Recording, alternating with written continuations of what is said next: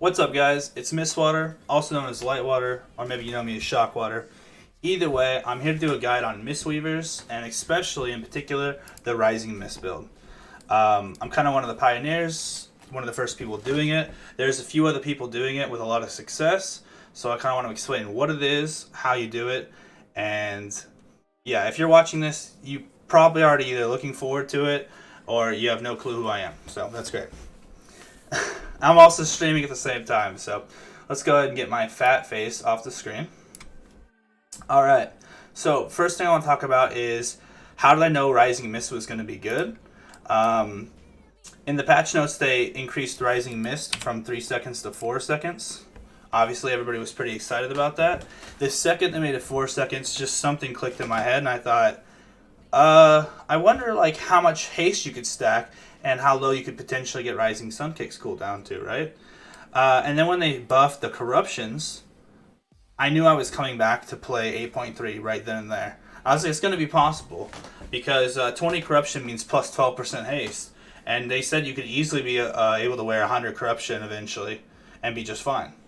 So that's 60% bonus haste. And my paladin at the time already had like 40% haste. So I knew I was going to be able to get to 50, maybe even 60% haste flat, which was actually kind of overzealous because I'm still not at that right now. And but anyways, I knew that there would be a ton of procs and that you'd be able to reach absurd levels of haste.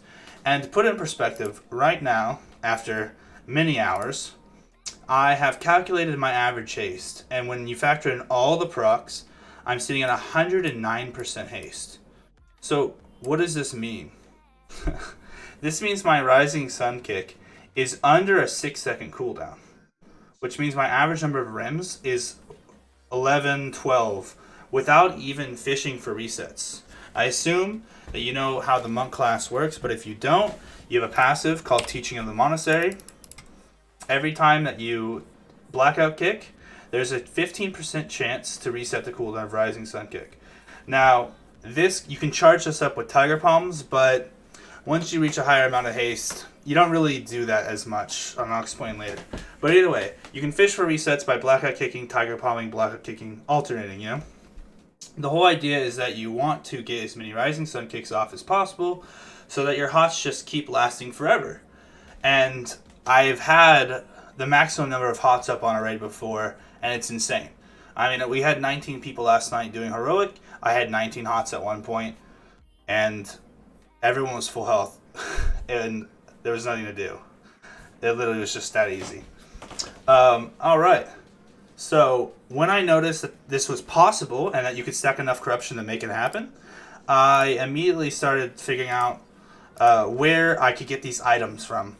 And so I had an advantage because I was originally the creator of the Glimmer build for Paladins. And I was also a huge fan of haste. I stacked way more haste on my Paladin than other Paladins. Ironically now, all the best Paladins are stacking the same amount of haste that I stacked back in the day. Coincidence? I think not. So I knew where a lot of the good haste items came from. One of them was definitely the trinket from Mechagon.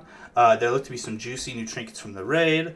I knew a lot of the best haste items from all of the dungeons. And so I just compiled a list and I assigned a value to haste. I knew how exponential, as you guys can see from this, it just starts to get ridiculous, right? Like, there's not much of a jump here from 20 to 40% haste.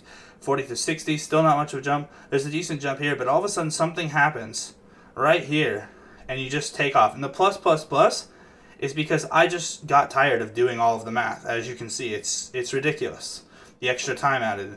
And this is short. I'm not even explaining what I'm doing here, and it still took forever. So this is I recently did this, but back in the day I had done something similar to this just to figure out like what kind of healing could I expect and how would that stack up to normal monks, right? I mean, if you're all ending on one stat, you lose a lot of other stats, obviously. Okay, so anyways, I knew I had to get haste. I knew there was going to be all these corruptions, and so I've grinded the living hell out of them. So I have a haste proc here, I have a bonus 9% haste here, I have a 12% here, and I could have way more haste if I had money, but I'm poor. And the game's kind of pay to win right now, because you can buy some of the best corruptions from the auction house. Yeah, Rodin, exactly. Someone in the chat said Rodin is bis for us. Yes, correct. Rodin is unbelievable. It's it's for me it's 229 haste. It's got a socket too. And then the passive is insane. I think what we have it down here. Let's see. So the Rodin Vita Charge, 400 haste just from the proc alone. And then it had like 270 on it. So it's like 670 haste just flat. What about a big conch? I mean, we don't need crit. So anyways, I don't want to make this video too long. So moving on. I knew what I needed to do ahead of time. I knew items I needed to stack.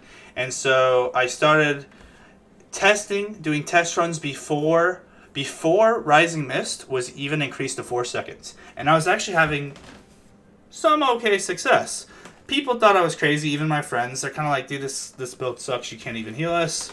And I was like, just wait till 8.3, right? Alright, so stat weights. This one's tricky.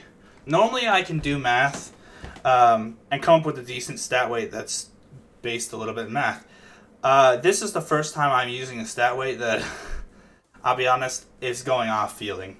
I knew I needed to make a stat weight high enough for haste to where if a piece has more haste, I basically equipped it, but I couldn't make it too high to where I'm equipping like 40 item of the lower stuff, right? So here's currently my stat weights, and it might change for you guys, but I have crit at 1.4, haste at 5.5, intellect at 0.79, leech at 1.75, mastery at 0.35, and this is going to continue to go down the more haste I get, and versatility is at 1.17. Now the interesting thing here is haste gets better the more you have of it. As you can see from the chart, right? It's exponential increase. So maybe it's 5.5 now, and maybe another 5% average haste, it'll be 6. And then, you know, at some point, I can only raise this so high. I'm already going for every haste thing in the game, right? So, but I need to be careful when it comes to equipping too much low itemable, because you know I've already got some questionable pieces on, and as you can see, my bag is 473 itemable, but my equipped is 461. I'm 12 itemables lower than my potential, but believe it or not, this is the best gear I can be in. So you gotta be careful to make sure you don't get one shot. But that's my stats weights, and honestly, it'd probably be pretty decent for everybody else to copy if they're going strictly a Rising Mist build. Okay. Gear, Azurite, trinkets, and Bis gear. Let's go through it. I firmly believe Seabreeze is the Bis weapon to get. I've looked at all of the gear from the raid, dungeons, everything. The only thing that could potentially come close is you'd have to get a socketed offhand from the raid, and then a socketed main hand from Mechagon Workshop. But even then, if you get those, the stars align, you get those things, it's equal. You could just go in, farm shrine a bit, get yourself a nice juicy Seabreeze stack. And if Seabreeze procs a socket, it can't be beat. So it is unfortunate that it is a proc and therefore subject to a little bit of RNG. But it's kind of a cool thing to get. And at least you don't have to farm on an offhand as well, right? Okay, so that covers weapon. Trinkets, it's an easy one. It's the pocket-sized computational device and the Rodin trinket. Vita Charge Titan Shard. There is no if, and, or buts. These are the best. These are the highest haste trinkets in the game. There might be some crazy scenario down the line where maybe there's some weird time-walking cheese or some world quest or PvP thing, but you just have to compare that to your stat weights and do the math yourself, right? Preferably, your Titan Shard gets a socket because obviously that significantly increases its value. But try to get this and make sure you're in a group. Like, it's stress this to your raid leader. I bring it up every single time we raid. Make a Vita Charge Titan Shard group. The value that you gain from this is nuts. It's absolutely nuts. For each person in your group, it's like having another food buff. It's really that big. It's kind of crazy. Okay, the rings, these were no-brainers. It was obviously the haste stack rings from Mechagon. Even compared to jewel crafting rings don't really hold up. You would have to get the heaviest hasted jewel crafting proc ring in the game, and then it comes with a socket and it's tying it. These things are so heavily statted haste that it's just not worth it. Why waste all that money doing jewel crafting when you could do something else? All right, so I did leatherworking and engineering, and I suggest you do the same. Let's see. So for boots and legs, I knew they were going to be leatherworking, It took me about $80 worth of tokens in real life, because I have no WoW currency, to farm up the proper stats. I'm not proud of it. But yeah, so I finally got some decent pieces. And ironically, I just ended up buying some boots later on. But here are my... Oh, is it boots? I think it's... Is it waist? Oh no, is it gloves? I'm losing my mind. Which is the other crafted piece? Boots and leggings. Yeah, I was right. Okay. So yeah, I'm using a corruption boots. I suggest that maybe you just try to get your leatherworking pants to be the best, because what you want to do, guys, is you want to check the auction house every day. You're looking for, you don't even really care about the item level. You need the foot pads of terrible delusions with a haste percent or a haste proc on it. Preferably a socket. Obviously, you know, you high rollers, you people that have a lot of money, could maybe afford the best kind of boots out there. But as far as pants is leatherworking, and then you're good to go. Hopefully, you know, just try to get something with like, I'd say like 189 haste and above. It automatically comes with a socket, so it makes it good. Okay, this is the Port Pillager belt. This is from Siege. Where's my list? I am not prepared. This belt is from Siege. If it has 159 haste on it, and if you get a socket, even better. This is my true bis. You don't beat this. The only way I beat this is if I go out and get a corruption on it. Right? So, not really high chance that I'm going to get something that has a socket and a corruption on it. As far as gloves go, I think gloves were... I'm trying to remember. What's the best version of gloves I have? Oh, yeah. Okay. Siege. Yeah, it's Siege. They're called the Wharf Warden's gloves. I have a 445 socketed version of them. Again, look at the amount of haste on that. 144, and this is just a 445 one. Siege has your belt and hands. Siege is going to be a place that you love just for those two items. And that closes out the right side. So for this is Motherload. It's the servo arm bindings. Has 115 haste on it. Let me just double check. Oh yeah, your boots also, in case you want to try to fish for something good, and you don't want to buy something off the auction house, and for some reason you're cheap and you don't want to make it, your boots come from Motherload, just so you know. Yeah, so this is from Motherload. I have a 465 socketed, pretty much true bis right there. This whole side is just Azurite, obviously cape and whatever. Ironically, I mean, I can't use it, but I have in my bags here a cape that's far superior to the legendary cape as far as stats go. But obviously I have to wear the cape, right? Okay, Azurite. This is what I know for sure. I know that Shoulders of the Sanguine Monstrosity is your true bis. So this is from the vendor.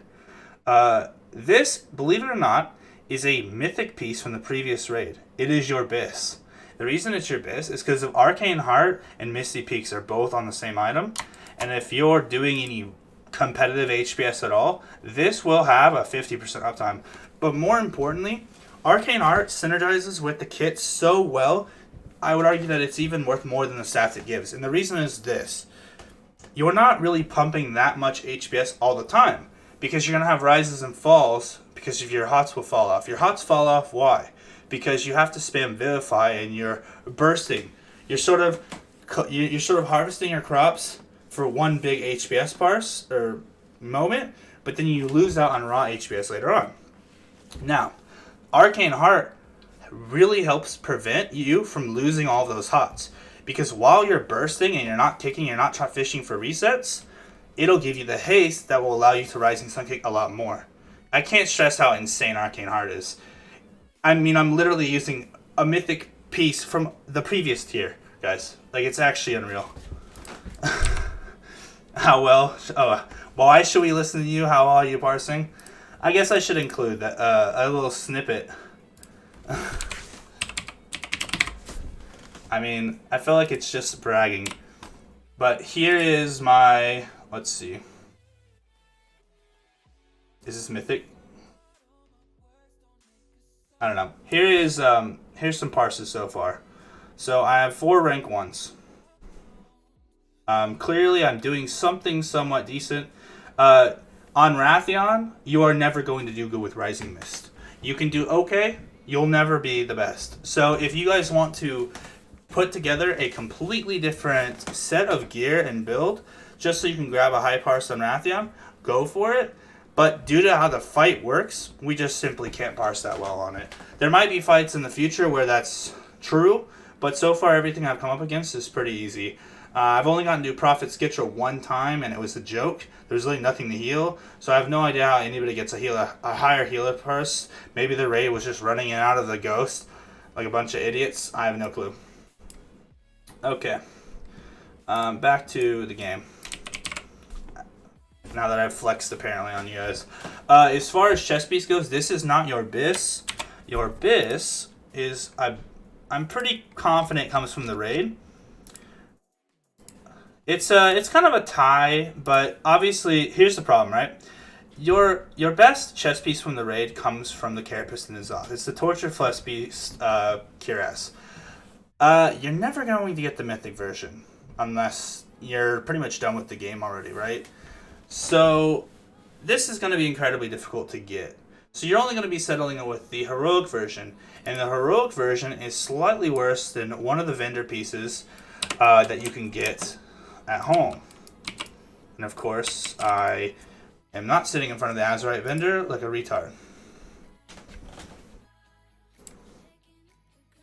Want to become famous? Buy followers and primes at followbot.com. Wow. You just gotta buy them.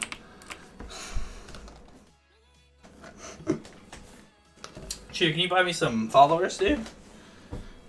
Can't even get a 101? What a scrub. True. Now we're going to take the awkward amount of time that it takes to run over and go look at the vendor. Seems legit as fuck, dude. I bet I'm making it big, mom. Yeah, go buy me some followers, dude. I want to play Fortnite with my life. Okay. I guess I can keep moving on while we fly over there. Azurite Trinkets Biscuit. Yeah, okay, so what you're looking for on Azurite. I guess I should actually go through Azurite here real quick. We can go through the big ones. So this is Azurite Power Weights, the add-on. Hopefully some of you guys are using this. So anything under like 300 points is pretty much irrelevant. Misty Peaks is 1250. Uplift of Spirits is 900 because of its great synergy with reducing the cooldown on Revival. Obviously, Uplift of Spirits is one of those traits that changes depending on the amount of haste you have. The more haste you have, the better Uplift of Spirits is. The less haste you have, the worse it is. The reason being is you need a significant number of Renewing Mist out for the number of Vivifies to warrant this kind of playstyle. If you don't know what Uplifting Spirits is, look it up. But yeah, it can pretty much it's adding around an extra revival right now for me in a fight. And that alone is obviously really good. But it does initial healing on the Vivifies as well. And because I'm cleaving on so many targets, it's pretty insane. Let's go through here and see if there's anything significant. Obviously, life speed gives haste. That's very strong. A lot of any stat stuff is pretty decent. Stable Flames is at 550. Heart of Darkness, I have at 684. Overwhelming Power, 858. I guess I could list these later in like numerical order. Woundbinder, 702 points. The mana recovery thing is actually starting to get pretty good, and it's because as our item level is increased over and over and over, the mana keeps increasing, but mana is technically like a static scaling thing. So what has happened is eventually the mana that you get back from the inferior recovery has actually become so much that it's worth it. It's basically like a mana pot. So even though we don't necessarily want mana that much, any extra mana we can get can obviously smooth out any bad, raid moments and can potentially save the raid. So it is definitely, I gave it a value. This might be a little bit high. It might only be worth like 200, 300, but I have it at 400. Okay, so Arcane Heart, you can see 2,300 points. It is the number one trait in this entire thing, I believe. It's that insane. Meticulous Scheming is 1522. That's a very, very nice haste proc. Bloodborne and Fusion, 780. Secret Z, 450. Swirling Sands, 752. Bloodright, 1727. And if you're wondering how I got these numbers, I just simply took the average uptime, figured out what the average haste was, and multiplied it by 5. because before my stat weight used to be 5 for haste. It's not exactly science, so it's up in the air, but it's been working for me so far, and yeah, that's how hard I'm going on haste, and it's working. Obviously, I mean yeah, you guys saw the exponential growth, so haste is OP. That's what you want. Okay, that's pretty much sums up Azurite. Let me go show you what I believe your Bish chess piece is, until you can get the mythic version from the raid. Let's see. Chess piece 2178 27. It is, I believe it's the Venture Co. one. Yeah, I passed it already. Let me just double check all the rest. Okay, so I believe that this is your Biss. It has Misty Peaks, and on the second row, Uplifted Spirits, which is very strong. On the third row, Unstable Flames, or Unstable Flames, and then it's Movement Speed on the fourth row. It doesn't sound like much, but Uplifted Spirits and Misty Peaks weigh really hard. And Unstable Flames is actually rated pretty high because of the uptime, because of all of our haste. It's RPPM, so for us, it's pretty much up the entire time. This is basically 5% crit, perma. Unstable Flames is insane. Other healers don't necessarily have access to this because it requires you to do damage, but because we're doing so many damage abilities, it's pretty much up always. Pretty nuts.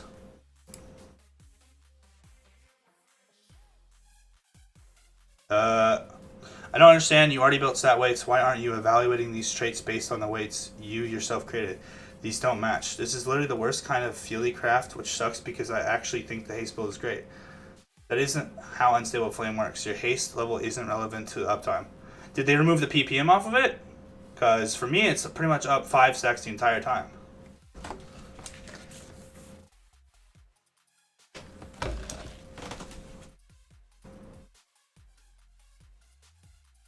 Okay. Well, either way, I mean, it's normal PPM's 10, right? I mean, I don't know. Maybe I have to lower it a little bit, but I still believe this piece weighs really high. I do think the chess piece from the raid is the Biss, but I think that one weighs a little bit higher than the heroic one, because the heroic one is still 5 item levels lower. So, all right. Let's see. Okay, talents. The talents is kind of like a weird subject because I personally don't think it matters that much. Obviously, you need Rising Mist. Second to last row. I think if you spin the time, potentially one glow every 30 seconds, you could get more value out of Summon Jade Statue, but I think it's another thing that you have to think about, and you don't ever really want to be channeling Soothing Mist ever. So, I don't know. I personally don't like it. You could maybe get like 1% increased HBS if you go this, but personally, the bird is smart healing, does a little bit of damage. It's just a fire and forget. I just run it. It's easier. For this row, you just run, depending on the defensive that you need for the fight. I think Healing Elixir is pretty good in PvP, but this just depends. I usually just put it on Dampen Harm and not worry about it. No one cares about this row. Okay, so maybe the biggest point of contention is row 45. If you don't have access to Innervates at all, then I think Mana Tea can be quite good. If you have Innervates, or lots of them, then I wouldn't even bother with it. It's a global. It's something else you have to think about. 50% of spamming Vivifies for 12 seconds, or it's 12 seconds, right? For 12 seconds is still a lot of mana. You can easily get 12 casts in 12 seconds. And that, even at reduced by 50%, is still like 30k mana. And that's way too much. So that's why I personally don't like it. But if you don't have access to a bunch of Innervates, I think it's maybe your only option. I just take Spirit of the Crane. I'm not actually the best with Spirit of the Crane because I'm not really playing around it, but it usually gives me back like anywhere from like 15 to 25k mana in a fight, so it's good enough for me. It's just something I can put in. It's a passive. I don't have to worry about it. I personally prefer Chi Torpedo. There's a couple fights in the Mythic where Tiger's Lust is basically mandatory, so you have to do this was a no-brainer for me. I know eventually I was going to have like basically permanent Enveloping Mist, so I just have always played Mist Wrap. I've never really liked the other two. They kind of just feel dumb. I don't like having to ever spend like a cast time, even if it's 0.67, and Chi Wave just literally doesn't do any healing. So, yeah. Okay. affected by haste. You're right that haste is somewhat difficult to evaluate when the scaling isn't linear, but why can't your int crit verse weights be accurately calculated? Any reason you didn't normalize around intellect? I think normalizing around intellect is a mistake. I think you want to normalize around a particular number of stats. So what I always do is all my stat weights are based off 100. I guess I should have mentioned that. So this is what I personally believe is the percent increased HPS I'm going to get from 100 of that stat. So for some of these, it's just face value, right? So 100 verse is 1.72% verse. So that's obviously a given, right? Now some of this stuff I haven't fixed, and I do need to fix it a little bit. Like some of this stuff is going to take some diminishing return. Probably crit at some point when I get a little bit more. Leech if I get too much. And the only thing I'm really upkeeping on diminishing return right now is intellect. So the intellect, that's easy. Because your spells have no flat amount, you take 100 and you just divide it by your intellect. That's how I do it. Have you factored the 5% base crit into your calculation? Yeah. Int will always increase your stats no matter what happens. True, but the problem is it takes more and more intellect as you go on in the game to receive that 1% power, right? So let me show you the calculator. See, when we were little babies and we only had 5,000 intellect, 100 intellect divided by 5,000 was a 2% increase to your whole character. 100 is 2% of 5,000, right? But now we have like 12k, right? So 100 divided by 12,500, and now it's only worth 0.8%. You just move the decimal place over 2, right? So as we get more and more intellect becomes less and less relevant. That's just how it works. And I think one of the biggest mistakes is thinking that item level is king. You are close, but you need to take into account the percentage of your healing that scales with intellect, which is never 100. True. Some healing comes from Azurite and trinkets and other things. Fortunately, there's not that much healing that I know about that comes from outside sources. I think the only thing is maybe the uplifted spirits that I know of. There might be a couple other things like defensives, right? So, for example, resounding protection has no scaling with intellect. Vampiric speed has no scaling with intellect. So intellect might be like 1 or 2% less. But yeah, if you want to get that nitpicky with your stat weights, you can.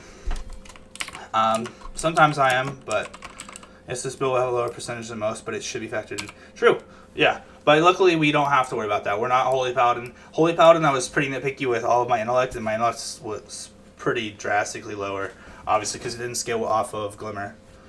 Okay. Next thing. Okay, we did talents. Okay, let's talk about actually how to play. Rotation, decisions during the fight, do's and don'ts. Okay, so I guess I could pull up a fight maybe, but I'll just talk about it. Obviously, it goes without saying, Rising Sun Kick on cooldown is your most important job.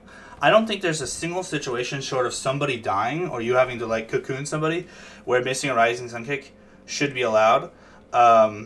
Obviously, there's going to be positional things and maybe you have to do mechanics and stuff, but assuming you don't, this button needs to be pressed on cooldown. Not 1 second after, not 2 seconds, not, hang on, let me just do something. Like, the most important thing is meeting this cooldown and not being locked into a GCD on something else. So that's the reason I have like a bunch of horrible looking weak auras, and they are horrible. Like, I make sure they look terrible. The reason I want this nasty shit on my screen, and the only way to get rid of it is by pushing the button. And I used to have a foghorn play every time this thing came off cooldown. That got annoying, and it's obnoxious. But I have a bunch of weak auras that track a bunch of things. I spent a lot of time creating this sort of like these triggers on all of these kicks, right? So there's multiple triggers on all of these, and so Blackout will only show if Rising Sun Kick's cooldown is over half. Tiger Palm will only show if Blackout kicks on cooldown. Rising Sun Kick will show like a global before it's up, so I can't get locked into another global. Let's see, is there anything else? Yeah, just a lot of triggers on all three of these to make sure that the one that pops up is the one that I should be hitting in case I go full retarded and I forget how to play. It helps a lot when you're dodging mechanics, so you don't really have to like look down at your bars or think like, what should I be casting right now? You sort of just know because you've weak ordered in.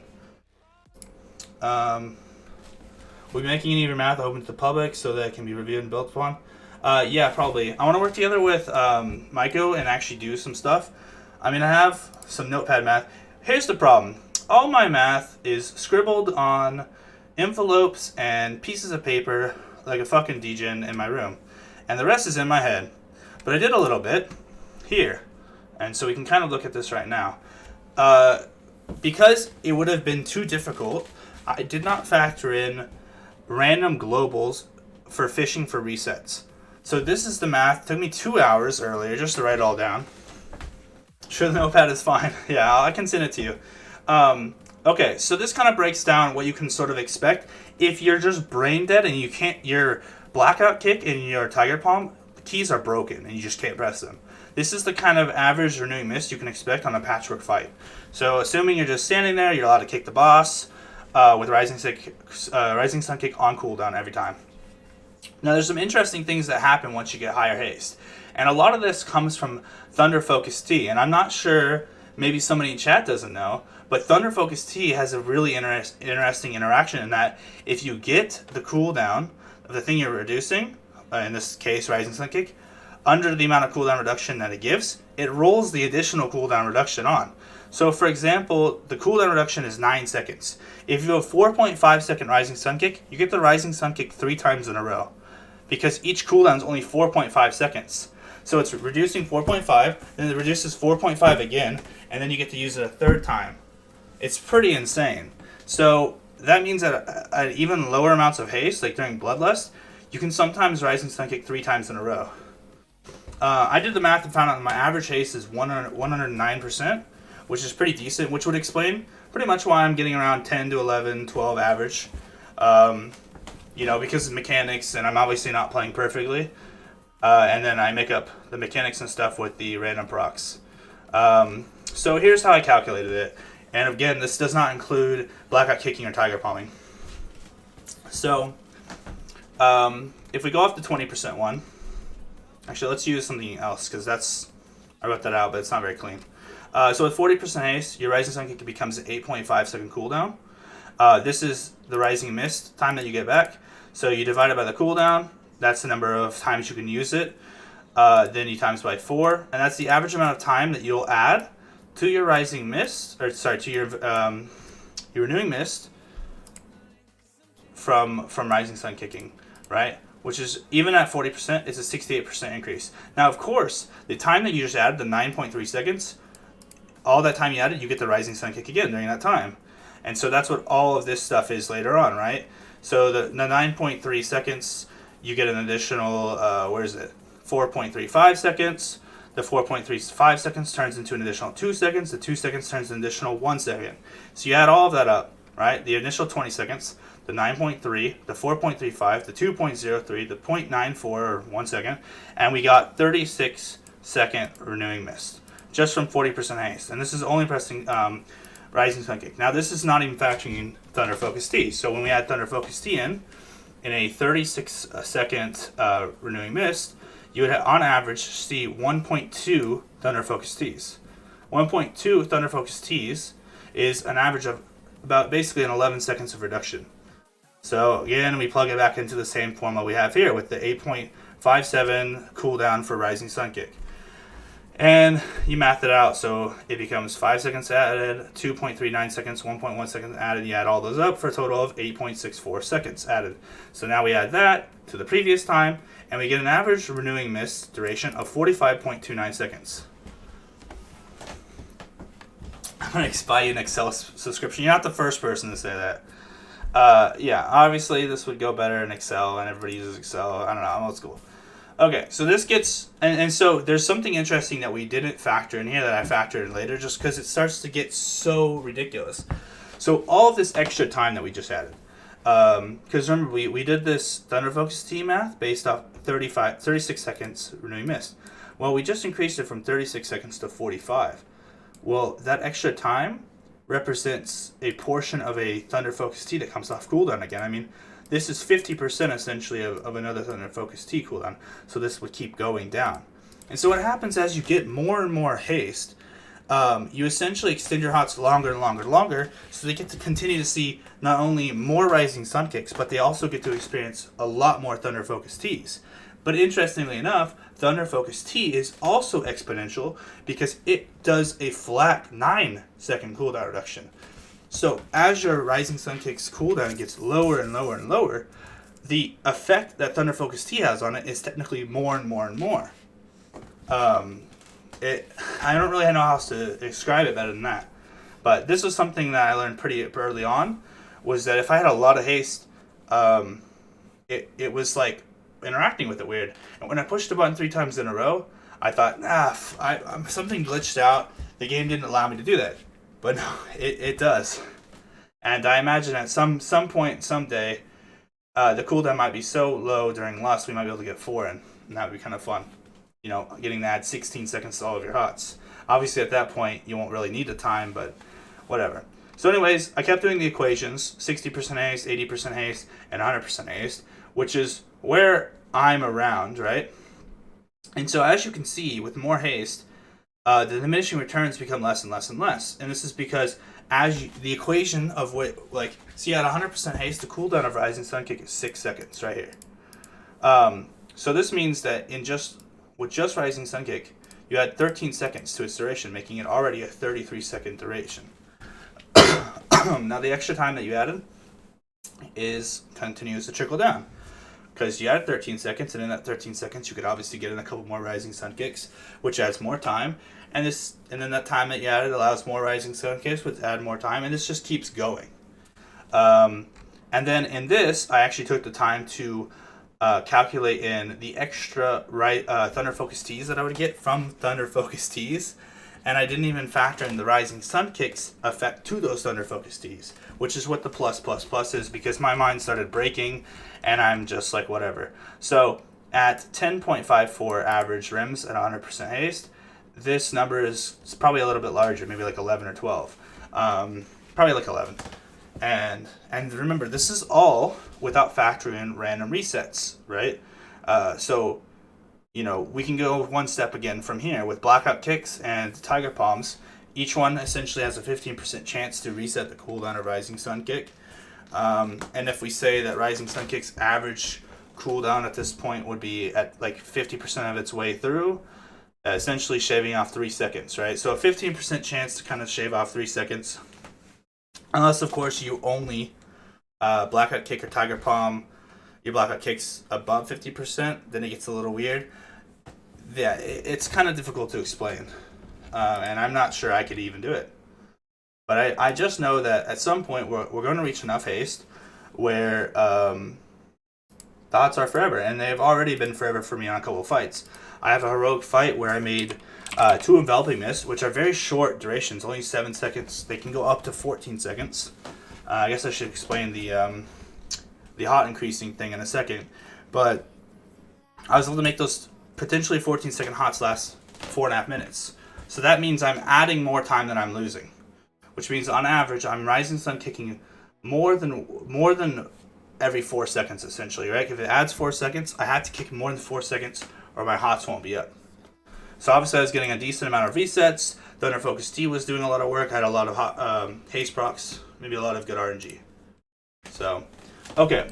About the snapshotting or the hot increasing thing. So normally if you hot yourself, so see here, that was 20-second hot. I'm going to have to wait a few seconds here for another charge. So 3, 2, 1. So we're going to hot ourselves twice here. 1, 2. See how it went to 25? Technically it's 26 seconds. It didn't give us 40 seconds, even though we're doing this as a 20-second hot, and I double-clicked myself. But it did give us 30% more, and that's Blizzard's kind of like equation. So your hots, if you reapply them, they can go up to 30%. And this works on all characters, even like Resto Druids and all that stuff, right? It's kind of like a forgiveness thing in case you re-hot somebody who had a few seconds left on the duration. Now, interestingly enough, for some reason, Rising Mist affects this equation. So it randomly adds 4 seconds before the 30% to all hots. So because of Mist Wrap, Enveloping Mist is a 7-second cooldown, or sorry, 7-second duration.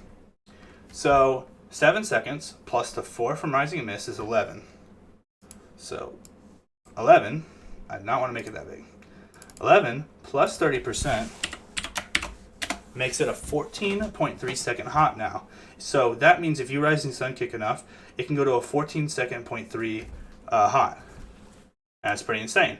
For Renewing Mist starts at 20. We add 4 from the Rising Mist plus 30%. That means that Renewing Mist's maximum duration is now 31.2 seconds. And so you can kind of just do this with all your hots. The only other one is Essence Font. Essence Font starts at 8, goes to 12. 12 plus 30%, bada bing, bada boom, 15.6 seconds. So what you can do, and it's a pretty good trick to learn, is you want to learn how to put up a bunch of hots before you go into combat, right? So there's like this pre-pool ritual that I do that I can kind of explain here. So try to get your raid to do 20-second pool timers. And at the second 18 and 17, you want to apply both hots. Now the reason for this is that's just enough time once the fight starts for you to get in there and kick again. But more importantly, it's enough time for you to apply a third and a fourth hot right when the fight starts. Because remember, you have 2 charges. 4 Renewing Mist as the fight starts really takes away from that price of the ramp, you know? And because you do a lot of healing later on in the fight, but not so much early.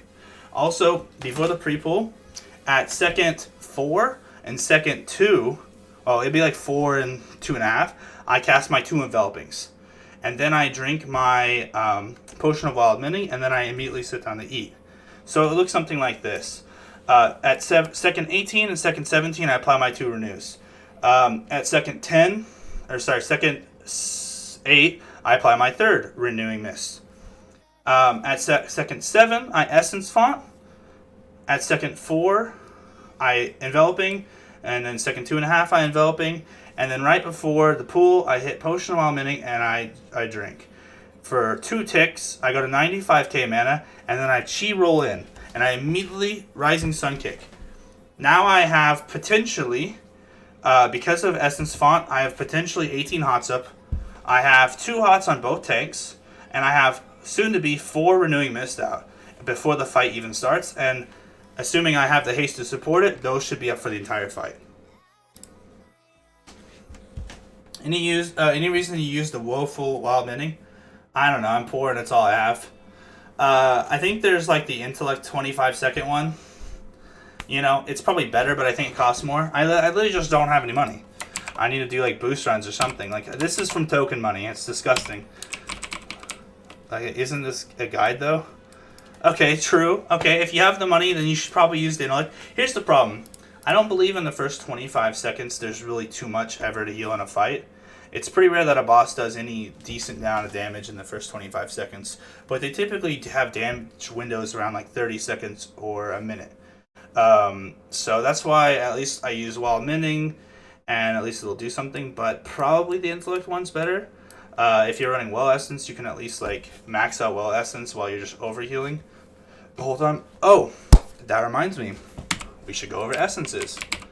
Okay, so to finish up rotation stuff, yeah, obviously just Rising Sun Kick on cooldown. I always chase Rising Sun Kick with a Blackout Kick, no matter what.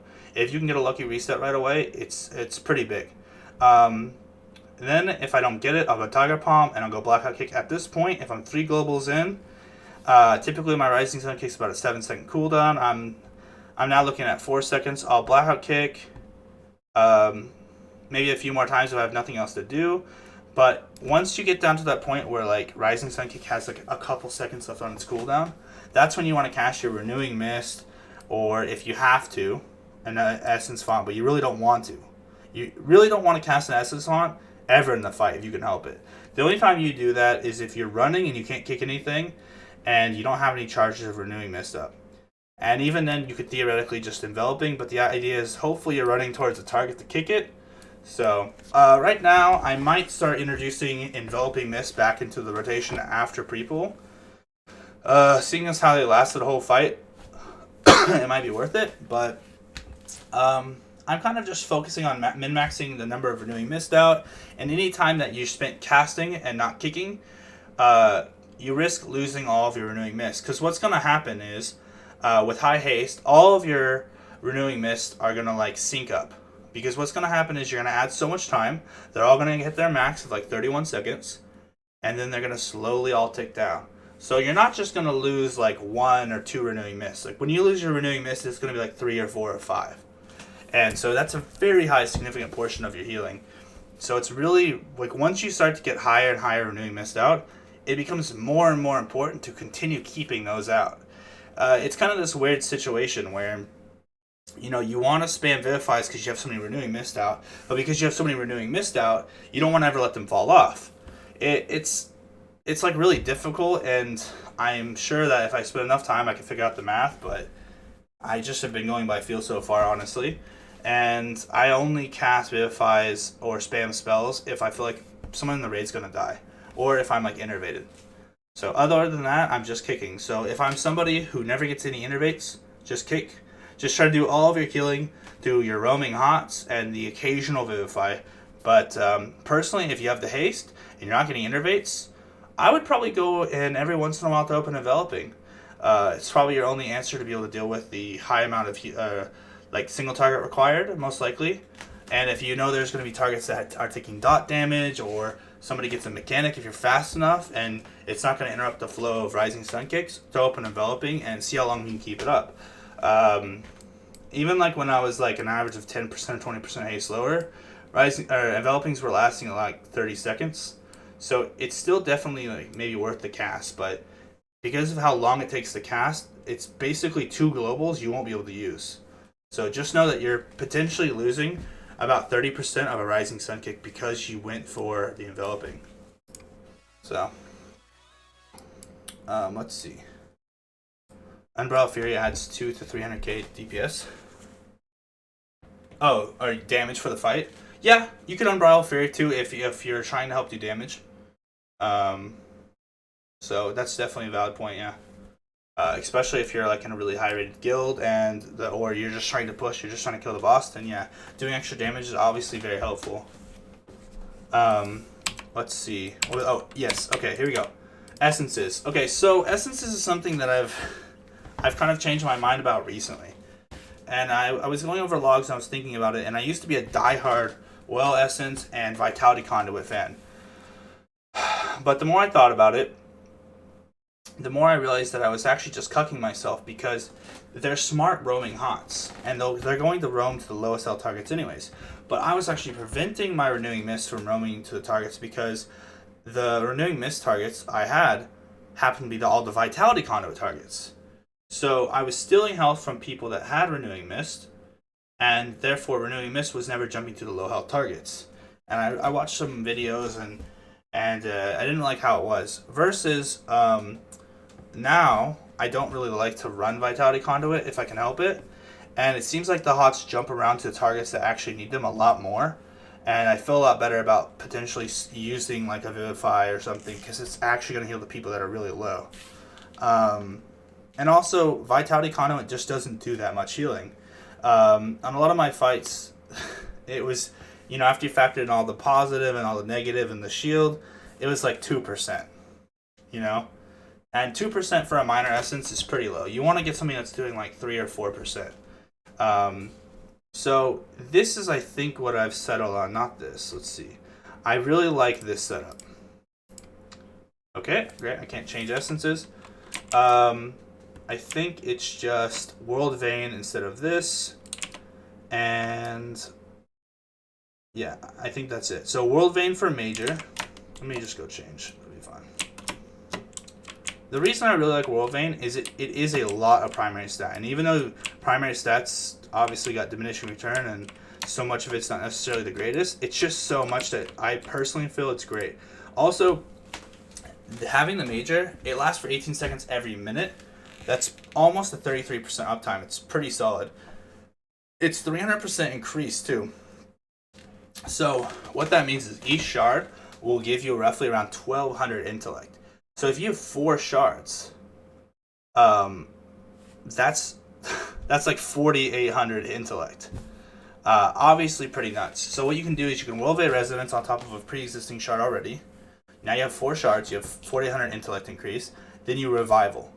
Or that's when you spam your Vivifies if you have to, right? Or maybe you just use it to use it. I mean, honestly, it's just so much primary that it kind of blows everything else out of the water. If it, like, let's say it has 25% uptime on the major shards alone, 25% of 4800 is, what is that, like 1,000, I don't know, like 1100 main stat. That's insane. Even once you factor in like that's only worth like 80%. That's like 7 to 8% more healing right there. It's insane. Yo, what's up, Hexes? The miner is obviously really good. It allows you to stand in the melee clump. Hopefully there's other melee running lifeblood shards. If all 4 are up, that's 1200 extra primary stat, which is roughly about 10% increased HPS. That's nuts. That is absolutely nuts. Obviously, you're not going to always be in a perfect little world where you get to stand next to your lifeblood shards.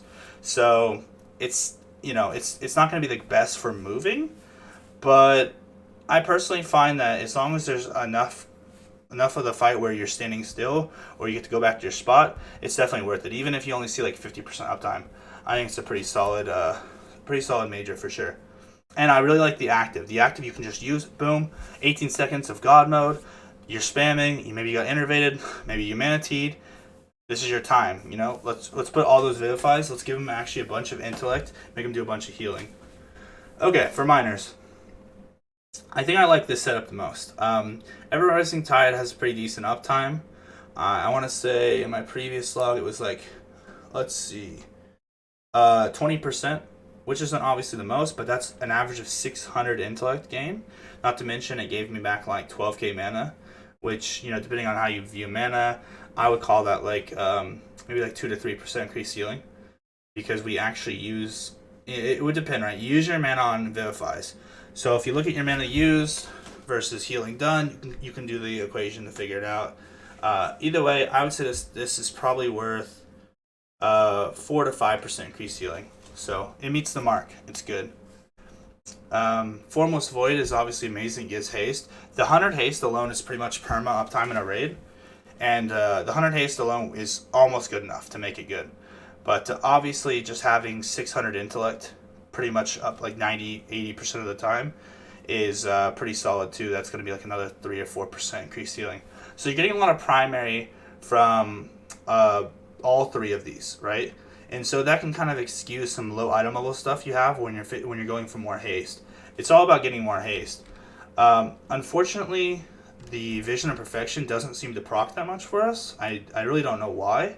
I wish it did, because I really just wanted it for the haste proc, for the major, but it doesn't really proc that much. So, I mean, I've seen fights like where I'd be lucky to see 2 procs, honestly. Like, it's I don't know what it is. Maybe I'm just having bad luck, but I'm done with it. It's garbage. I used to run it. I've had some weird issues with it, so yeah. Okay. I guess we can just keep going down. Conflict and Strife is pretty solid. The number's kind of bugged when you don't have it plugged in, but as soon as you plug it in, the number changes for some reason. So 58 times 8, that's what, 464? So 464 versatility is roughly about 5%. So this is just straight up a 5% increased healing, 5% increased damage, 2.5% reduced damage taken. Obviously just a solid passive. And since you're probably not going to have very much verse because you've gimped, you know, your secondary is so hard to get as much haste as you can, that 5% won't really suffer any diminishing returns, and it'll pretty much be a true 5%. Let's see. Okay, so for the other stuff like Memory of Lucid Dreams, I think it might have a place in fights that are a lot longer. I thought about some potential cheese because that much leech is pretty insane. I think that much leech is like 25% leech when it's active, so maybe you might be able to use the active as like a defensive in a way, and just completely tank a mechanic if you don't feel like moving, as long as it doesn't one shot you. There might be some cheese that you could do with that, but in general, you probably just use it for the mana regeneration. 15 seconds means it has a 1/8 uptime. So 1/8 uptime on 100% increased healing is basically like, let's do the math. 1 divided by 8. It's about 12.5% more mana regeneration in a fight. In a 6-minute fight, you regenerate 3 mana pools. So this is gonna see you around like a third of a mana pool more in a fight.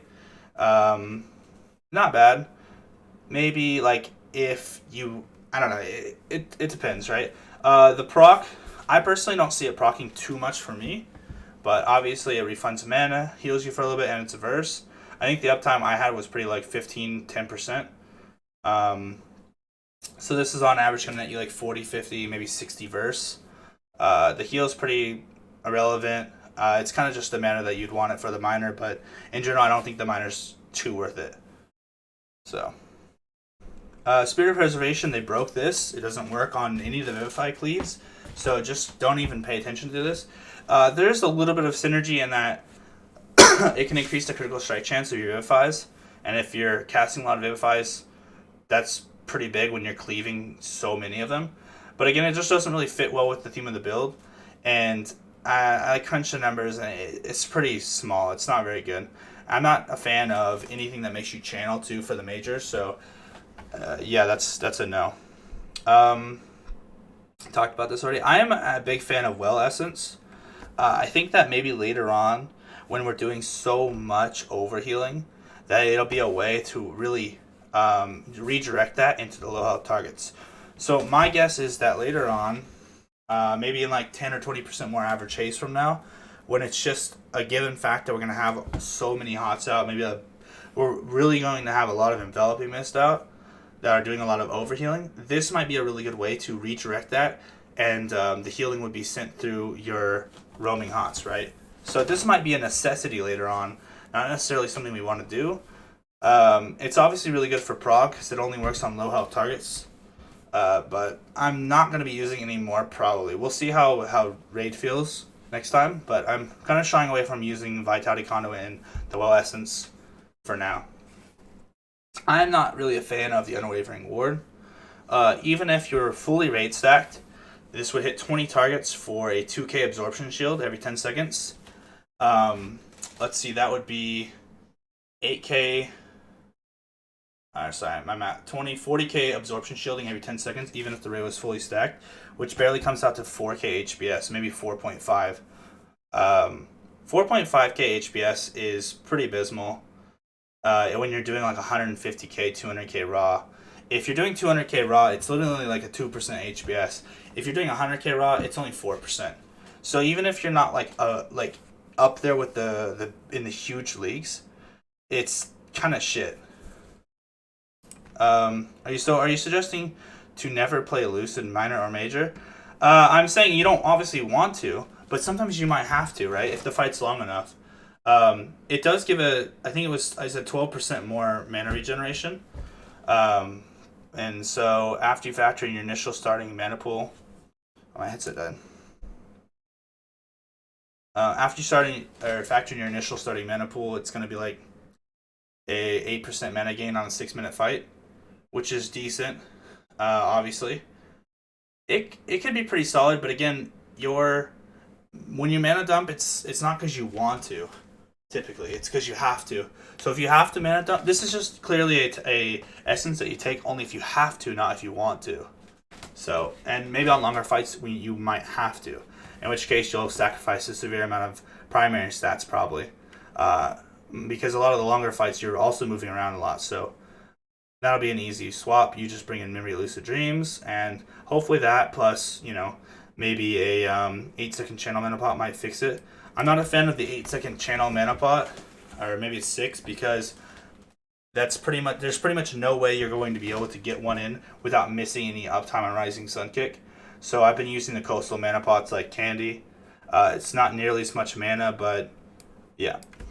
Do you factor in the DR when you look at Unwavering Ward? It's 10. 10. What do you mean 10? Oh, the 10 corruption resistance? What do you? Oh, the damage reduction. You talking about the 3% reduced damage?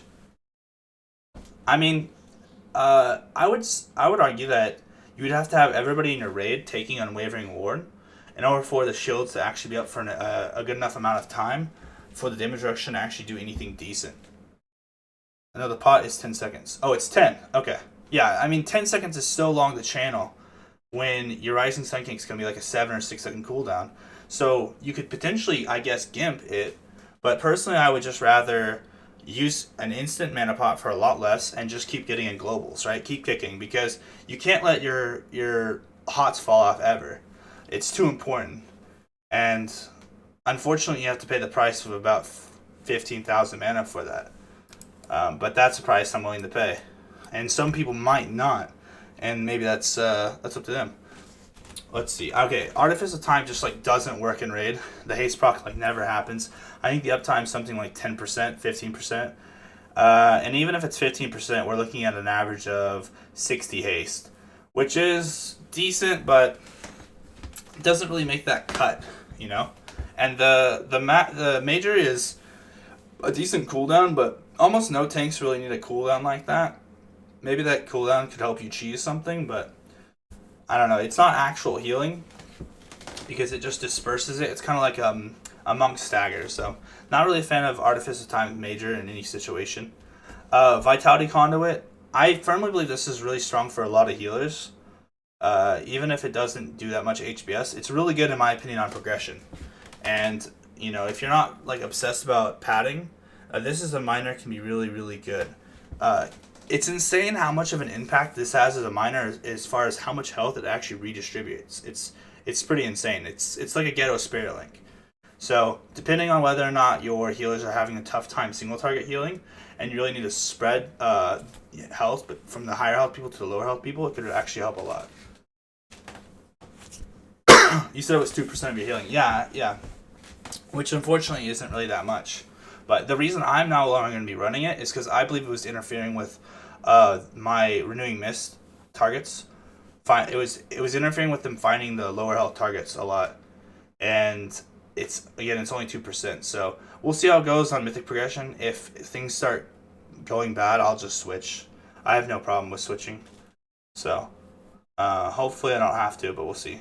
And this can combine with Well Essence, I believe, is really good. Well Essence can proc Vitality Conduit, which is really strong in my opinion. And it actually happens quite frequently. So, I think, did I go over them all?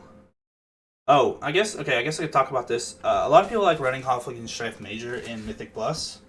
I think 25% of the mana cost is too much, even if you combine it with Mana Tea. And I would much rather just sort of chain pool. I mean, it depends on the affixes, right?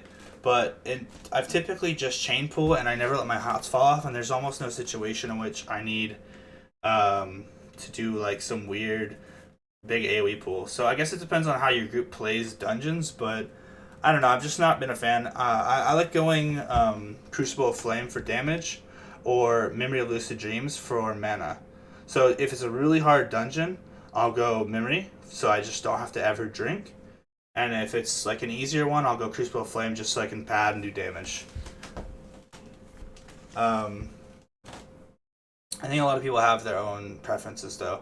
But yeah, it's I don't know. It's for this as a major, I don't personally like the fact that it's a global, and it's only 15 seconds, and it just costs too much mana for me personally. Let's see. I know I'm definitely in the minority. A lot of people like this, so it's completely fine. Lifebinders, it's okay as a major actually, but as a minor it's pretty shit. Anything that does like a net amount of healing is always going to be geared around like your average player. So I mean, if you're an average player or like in a like heroic progression guild, some of these things can be pretty good because the amount of HPS you guys are doing is a lot less. But if you're in like a mythic progression guild, a lot of stuff like Lifebinders will be really weak because the amount of HPS required is far higher, and it's not like these essences get that much stronger just because you're in higher content. Use Mana Tea. I use Mana Tea a little bit in Mythic Plus, but I didn't really like it, and I think that it's fine and probably better, but I don't know, man. I just sometimes I just like having passives and not having to worry about all of these like extra buttons I have to press personally. Like I just want to focus on dodging, getting back mana with Way of the Crane, or sorry, Spirit of the Crane, and just not really thinking about it. This is a guide, right? Dude, it's okay. It's based off me though. You don't have to agree with it. I'm just saying this is what I do, and I'm not necessarily saying it's the best way, but it's the way I do it. And if you don't like it, I mean, I think the other way is completely viable, right? And I did state that. I do think these are actually equal. And if you're really, really good about your manatees, it can definitely be better. But again, it's a global. You're not kicking when you're doing it. And what do you do when you're manatee? You're spamming stuff, or you're either combining manatee with Way of the Crane, right? And if you manatee Way of the Crane, it's 2 globals before you do anything. I don't know, it's just a lot of prep for me personally. And the whole time you want to be focusing on just Rising Sun kicking in dungeons just to keep your hots up so you never have to stop. My whole plan personally as a healer is I like pulling big groups, doing a bunch of HBS, never having to stop to drink for mana, and just doing like okay damage. I'm not a Mythic plus MDI person at all, just trying to farm dungeons quickly, get my gear. So I admit my Mythic plus knowledge is very low. So go somewhere else for that. Happy? Also, my PvP experience is quite low. Go somewhere else for that too. I don't do those things too much. I mean, I got 1800 rating, but that's pretty much just bulldozing it down with my gear and keeping up in both Enveloping Mist on us and 2s for the whole time. Because, believe it or not, Rising Mist does also kind of work in PvP. And so if you have no clue what you're doing, just keep the hots up on both of you and proceed to do a bunch of HBS, and maybe you'll win. Okay. I think that wraps everything up. We did essences, we did gear, I did my stat weights, talked about the how haste works a little bit. Did I forget anything? I don't know. Oh well. That's what you guys get. Sorry it's not a professional guide, but I don't make guides for money. I'm just doing it to help out. So yeah, there it is. Thanks for watching, guys. Goodbye.